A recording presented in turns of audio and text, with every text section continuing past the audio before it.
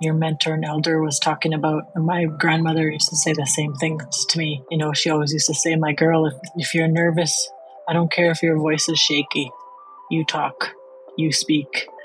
Because we weren't allowed to speak before as women, and we weren't even heard as Indigenous people. So I take the opportunity to share our story, as the face of our company.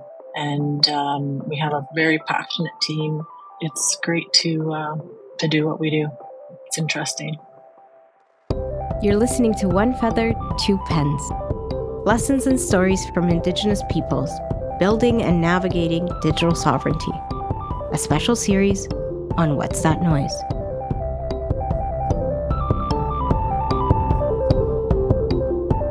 It is really a privilege and an honor to be sitting here today with you, Melissa, and you, Tommy, and whoever is joining us for a very, what I know is going to be an amazing conversation with Melissa Hardy-Giles, owner of Origin.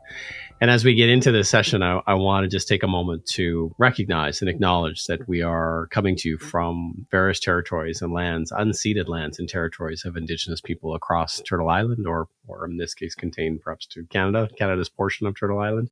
And I just want to put our hands up and acknowledge that we are coming to you from these places, and that we have a tremendous amount of respect and love and appreciation for being able to do the work, to live, to raise our families, to use these technologies to share with you from these places. And thank you for that. I'm coming to you from the unceded traditional territories of the Songhees and the Esquimalt people, the Lekwungen speaking people from Victoria, British Columbia. Hands up to them for making me feel so welcome here and being a part of who we are as a technology company in Victoria that serves First Nations across the country. And to wherever you are as an Indigenous person, wherever you may be, thank you. And acknowledge that you are amazing, that you are loved, and that we're all here to build our communities in good ways and to make space so that whatever the future looks like for us as Indigenous people, whether we frame that as reconciliation or some other mechanism to lift our people up, that we're here to do that and to do our best to do that. And that we hope that you enjoy this podcast and our conversation with Melissa. So where I come from, we say, Hela Kesla, Hela Kesla. Thank you very much. Thank you so much for that, Lawrence, as ever. I really, really appreciate that. Melissa, thank you so much for joining us on the podcast. I've been selfishly, admittedly, really excited to have you on. As I was getting to know a little bit more about you and your business, I became really impressed with the effort and the work and the commitment behind your company and yourself, of course, to work through tech to remove barriers for Indigenous people to enter into the digital space. Thank you so much for joining us. I'd love to hear more about you and what you do. Chimigwech for the opportunity. An Indigenous cause, Melissa Hardy-Giles. I'm from Red Rock Indian Band from Lake Helen Reserve. And I speak to you today actually from Winnipeg, Ontario. I'm here for the Manitowabi Festival this weekend, along with 3 other Originites. We're here for the weekend. So I'm really happy to be speaking with you today. And I'm also speaking to you from the Treaty Number 1 territory, the traditional lands of the Anishinaabe, Ojibwe, Cree, Oji Cree, Dene, and the Dakota. So, Chimigwech.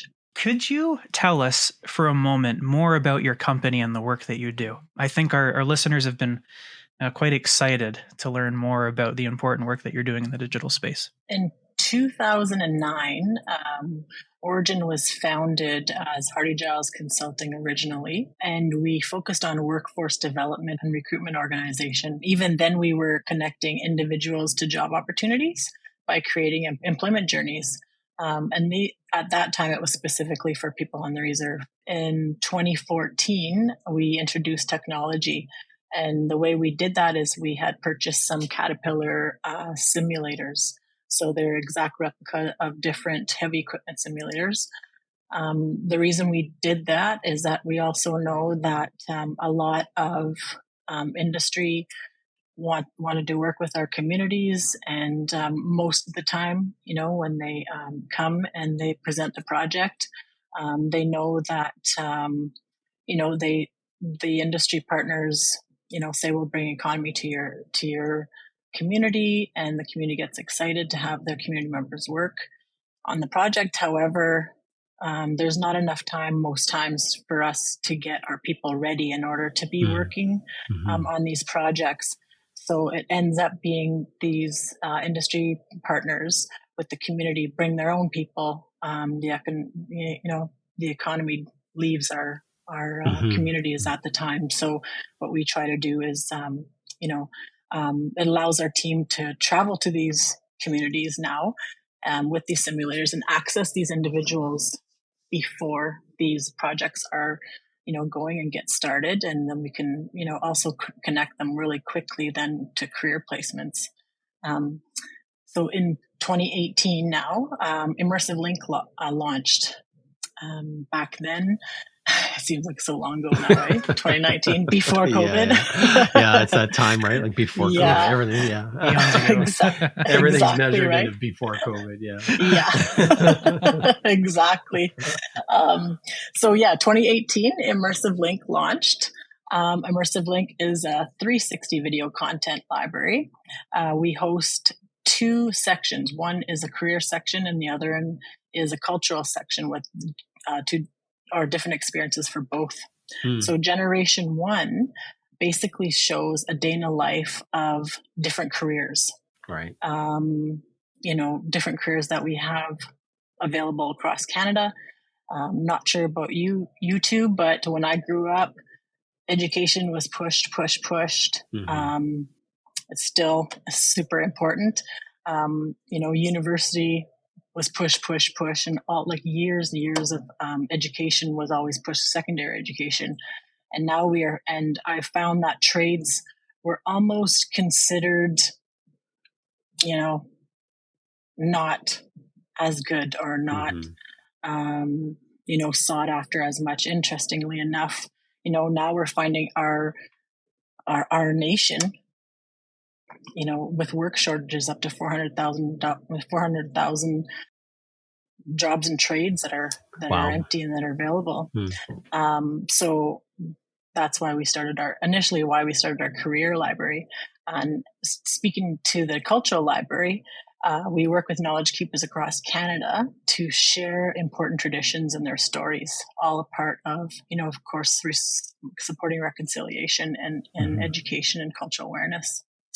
In 2021, we expanded the product offering with Immersive Link, considered Generation 2. And basically what Gen 2 does is it creates an opportunity for aptitude testing and the application of knowledge. So basically what a user can do is to go and navigate through the experience using a map function. And each location, there'll be different assets. So there'll be photos, videos, infographics, etc., to support the users and understanding of the content. And of course, all with the focus of connecting individuals to career and to culture. So it sounds like a bit of a map is created in terms of where that individual is, and then you're building kind of pathways or roadmaps for them to kind of, for example, if I'm understanding correctly, to build capacities in particular streams or channels, if you like, or pathways that would help them be more successful. Is that part of it as well? Yeah, absolutely. Awesome. Yeah, that's cool. Absolutely. I just remember being a youth on the res, and I grew up in a small town, and for some reason, I didn't want to leave home. I can't tell you now because I travel all over the place and I love to travel. But at the time, I had blinders on, and it was like, okay, what do I want to, what could I do here? How can Melissa fit into my community of 1,500 people and, on the reserve? So you just think about jobs at the band office or, the typical nurse, hairdresser, police, teacher type of things. And nowadays there's just so much out there that I think it's important to bring all experiences as much as we can to youth to decide, what they want to do rather than fitting them into a circle when they could be a square. Like, how many nations now have you worked with? Because I know on CAB it says 60, but I'm sure it's more than that. Oh, hundreds. Hundreds. Yeah. Hundreds. Yeah. Mm-hmm. As an owner of the company, like, tell me a little bit about the impact that you feel when you go in and you deliver these learning opportunities or these virtual training sessions? Well, I could probably show you some videos, but anytime any youth, especially youth, put on the headsets and experience anything in the VR, they're like rolling on the floor. They're like, "Wow, oh my goodness!" and "Wow, this is," and and all the different kind of language, appropriate and non, being shouted out, and they're super excited. And I think they're, for our Indigenous people, there's a huge sense of pride because they see their culture on this technology, and it's just so exciting. It's just so exciting to see how we've changed as a people in our country. I've been really biting my lip, trying not to speak up and interject with a million questions, because I am so fascinated by what you're sharing with us. This is so interesting. And it especially because, we just talked about like a measure of a pandemic. 1.5 pandemics later, here we are, we're talking about VR, and we saw what happened with Meta and the withdrawal of the investment into the metaverse, as it were. You're using VR and AR in a really, really exciting, compelling way. And it's a showcase for a multitude of different kinds of Indigenous cultures and identities. Yeah. And so as people are listening to us right now, I can imagine like our casual listeners thinking, well, what does that even look like? Could you walk us through in a little bit more detail what it is that you mean by a map when a young Indigenous person puts on your headset? What is it that they're experiencing? What are they exactly interacting with? Right. So I think that the best way to answer that is to say that this technology has allowed community members to have a greater insight in the employment opportunities that are out there. Prior to this, there was only job descriptions and job ads out there where you can refer to, which doesn't translate to anyone right now, right? Like everything is technology based. So it's like, when people get a fax or a what? or whatever. What is fax? Exactly right. So obviously, the kids are like, what F word was that type of thing? And it's like, I don't get it. So obviously this opens opportunities, increases excitement, right? For any new role that they're excited about. So initially the plan was to have standalone headsets, specifically because our northern communities don't have the bandwidth up north. And so what we did was we made sure that the software that we use has a standalone, like it's built right in the headset. And all we do is we load things in and they don't need Wi-Fi to access. So once you have it, you have it. And that was super important for us because of our spread out and wide reach for our communities in the north. In regards to the career side, it provides information that and access to the work sites that job seekers wouldn't necessarily be able to access otherwise because of safety, red tape, whatever, right? Right. And so basically, especially for remote communities, because they don't even have access for when they do come to their communities, right? So this is kind of gives them a realistic view on different opportunities. In regards to the cultural side, capturing knowledge for the generations to come and preserving our knowledge. Like every time I speak about my late grandmother, my mama, we called her Agnes Hardy. She would tell stories all the time. She would sit with us and try to teach us, the language and whatever. And if what I could do, like what I would do to turn back time, to have her be a knowledge keeper and share everything, just like a sponge to share everything and preserve it and to keep it. I think that's like so important. It's not only also for like Indigenous people that are already connecting to their fully connected to their culture. A lot of us are reconnecting to our Indigenous culture, right? So that's like I just love it because every time that we record or meet with a knowledge keeper, I learn something all the time, and it's just interesting because a lot of Canadians kind of paint us Indigenous people with one brush. Yeah. And they think that we all practice the same way. Yeah. And we all do when it comes down to the root of it. But there's so many gifts that we have across our nation that I think it's important for us to share and to spotlight and to preserve, right? Mm-hmm. And I mean, it's also a great opportunity for non-Indigenous people to learn more directly from knowledge keepers. We've asked you to give a visual description of something that's happening in an audio recording, so that was awesome. Yeah, that's right. Yeah. As I'm listening and I'm thinking, wow, like what an amazing way to kind of reimagine, if you like. Let's talk about the recording the knowledge keepers, right? And actually having those people actually providing their understanding of the world and those traditions and practices and just the stories. Mm-hmm. And when I think about, how we've come from an oral tradition, right?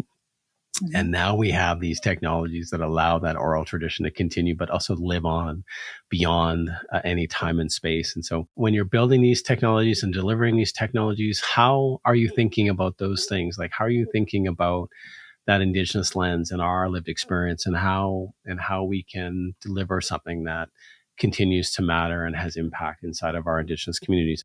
Storytelling is everything. Mm-hmm. When we share together, we learn from each other and we mm-hmm. learn together. I think it's so important for people to start listening to our people, and we're the experts, right? Yeah. And I know that there's been, some talk at times. Some people don't quite understand how we do the cultural library. Right. What we do is when we do meet with the knowledge keeper, all the respect in the world is given. Tobacco is offered. Mm-hmm. And our ask is to share what you want to share. Mm-hmm. And we sit down and we do a storyboard with them. And what they do is, we make sure that everything that they want to say is written out and planned out. They okay it, we don't go ahead and add anything that or change anything. Everything's done with the utmost respect. We also, in regards to ceremony, we have, an experience, say, for instance, on the full moon ceremony. So what we do is we have a knowledge keeper speaking about what the ceremony is, why they do the ceremony. We have her, harvesting cedar while she's talking. We go into the teepee and we have them, setting up and preparing. However, we do pan out. There is nothing that's shared. Everything's done, with the utmost respect. And I think that's really important for everyone to know, because I think some people might think that it's, that the sacredness is not being respected, right. but it is. It's so important. And it just, as long, I just think about myself. Like I said, every time that we film a knowledge keeper, meet with a knowledge keeper, I learned so much. And I never grew up in with my culture being, kind of embraced. So this has been an adventure. It's been such a blessing. I've met so many people, and we've touched so many people, and so many people have touched us. So I always say too, like it's not about our our pocketbooks or anything like that. I just always believe that if we do good, good will come to us. Yeah. And good will come to others as well through what we do. So.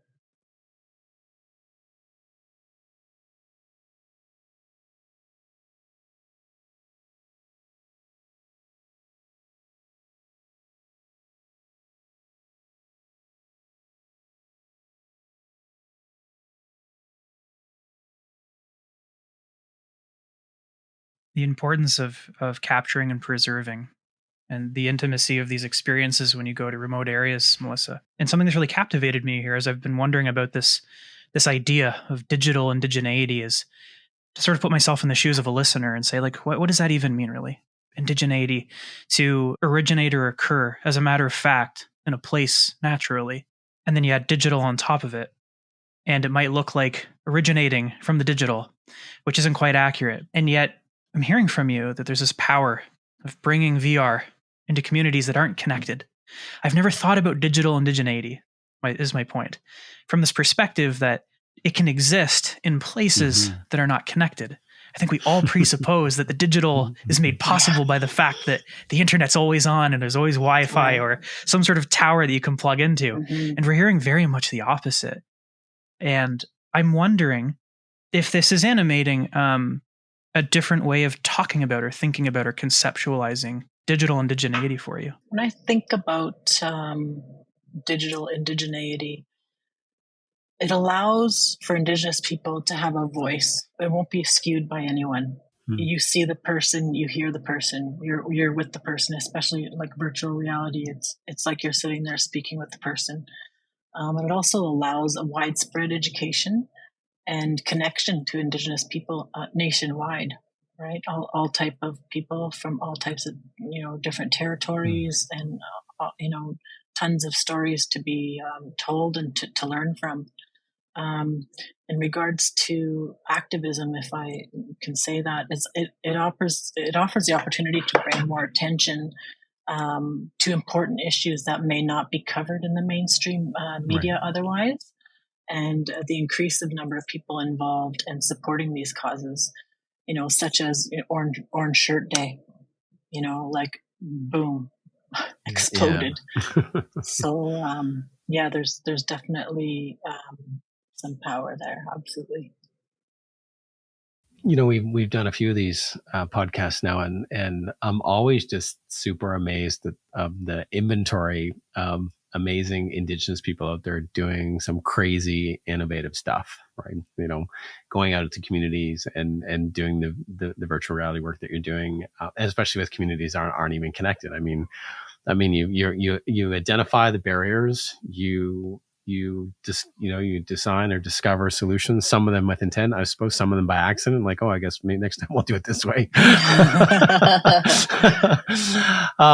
What advice do you have for others who are in this space or looking to be in this space, or as you go in the communities, and I'm sure you've come across young folk who say, this is so cool, I want to do this technology, right? Maybe I want to do some discovery here in terms of what virtual reality looks like, or could look like from my perspective as an Indigenous person, or how could I use this to tell my story?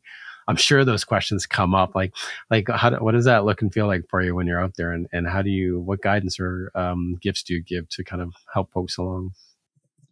Well, interestingly enough, we do workshops across the nation, and we've had summer youth program, Origin Summer Youth Program, and they were to design their own 360 experience, and it was unbelievable. It was just I couldn't believe the messages that some of the youth were giving. And I mean, the filming and whatever, wasn't the best or whatever, but oh my goodness, like the views that they wanted to share, and the especially the youth views, right? And I think it's so important that we always include our youth and our elders in being have a say on how things how to do things and how to move forward. So we've also done these workshops up north too, with different communities, and even as far as the Gwich'in community up north, and that's in the Northwest Territories. And so we've done drones. We let them go around with the drones. We've let them and like I said, when are they ever going to have access to do that? When are they going to not in the mainstream world, so we always try to teach them, and to get, like, with our students in the summer, we each gave them all the 360 cameras and like the Go cameras, and just all it is giving them the opportunity, giving our people the opportunity. Amazing. this story is from when we first introduced technology to our company, and that was with the heavy equipment simulators. I had an aesthetic business on the side, and my husband was running. I was working with the business, and I was kind of doing the background stuff, the administration, and that type of stuff.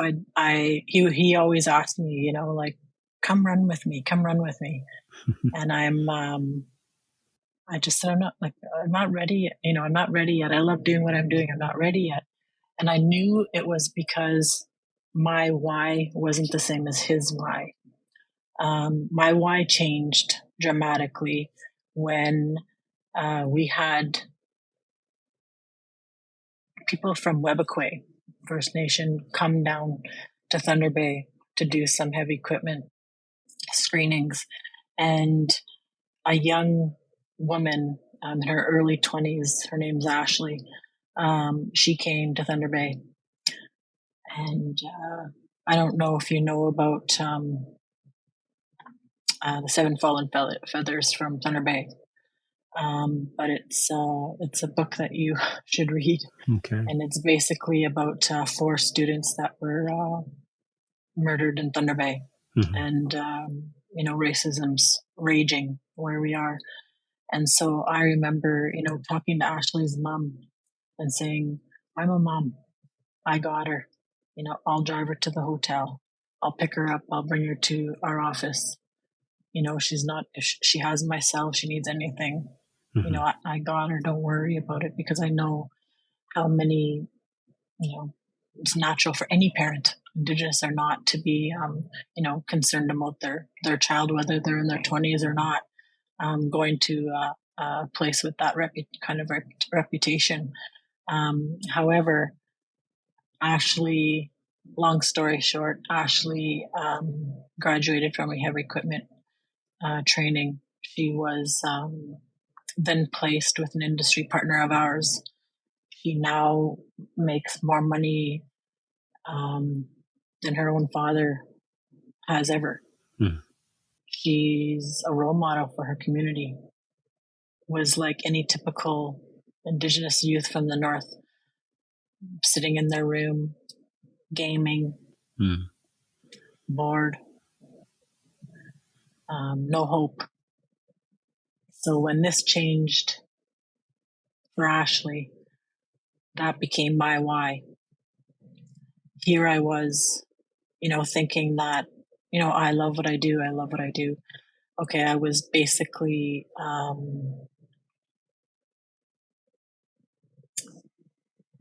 making women, privileged women, feel even better about themselves when they left my space. Yeah. When I can spend my time walking along youth in their journey and seeing them succeed like this, changing their life, not their eyelashes. Yeah. Right? So that's when it changed for me. That's when I ran hard, and I haven't stopped running. That's so awesome. I love it. My grandfather, the most important advice he ever gave to me was that we have a responsibility to do heavy lifting, right? To do work, and whatever that work looks like, we have a responsibility to do that for our people and our young people and our communities, mm-hmm. and all that stuff. So that responsibility is there, and that's something we need to chase. We need to do that work. But mm-hmm. he said, that work has to bring you joy, right? That work has to make you happy. That work has to feed your soul, right? Otherwise, the heavy lifting is just exhausting. You just get tired, burnt out, you're done. Mm-hmm. So make sure that it brings you joy and that you love doing it, because then you can do the heavy lifting endlessly every day, run harder and harder and harder, because that's the fuel, right? The joy and the happiness. So, wow, that's amazing. That's a lovely, lovely story. That's thank you for sharing. I'm very grateful that you shared that with us, Melissa. Thank you so much. Yeah. What are your thoughts in terms of how the digital space, particularly in terms of identity and the work that can be done there? And I guess in the context of your company and the work you do, what could you share with our listeners and others around, navigating this space in a good way, and just always making sure that it is done in a good way, and not, I think you mentioned it earlier, like not chasing the payday, because the payday is a dangerous thing to chase. Oh yeah. Yeah. I'd have to say that everything that I do on a personal level, I try to do on a personal level, and everything that we try to do at Origin revolves around our 7 grandfather teachings. Mm-hmm. They're used as a part of our company values. Mm-hmm. They aim to drive the right behaviors of people who work for Origin, and we always try to pass on those teachings. We also have a new platform called Immersive Link 7. So basically, this is taking the cultural content and traditional philosophies and pushing them through a modern lens. Right. So the modern lens is being representative through the virtual reality. It also takes the same philosophy and bringing it into the schools, into the communities, into training centers, corporate Canada now, right? And all while, of course, testing aptitude and application in a reflective manner.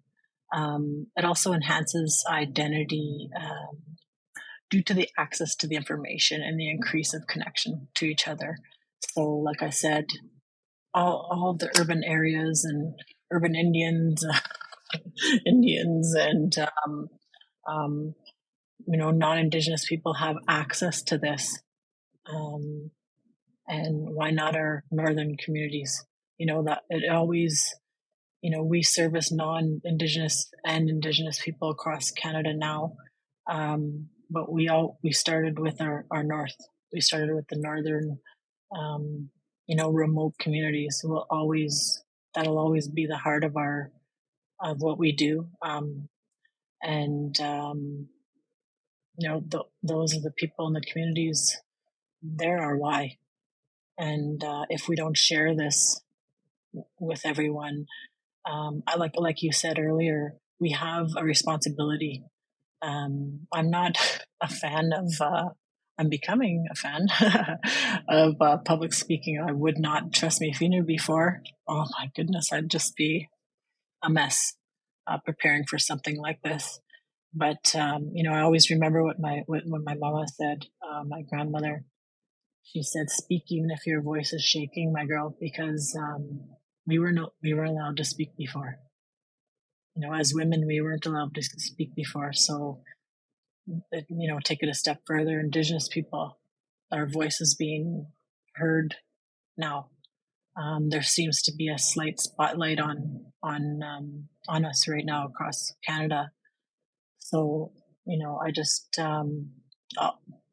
just always believe that if I, can teach someone, if I can share something with someone, if I can save someone from any kind of heartache, I'll share with you and tell you why. And my kids can attest to that. Because I swear my favorite saying to them is, "I want to save you 20 years. So listen to this." So yeah, it's really rewarding work because it's helping people.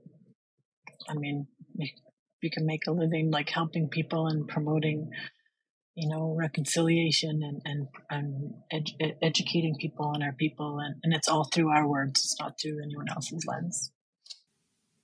Oh, interesting. It's amazing. It's amazing.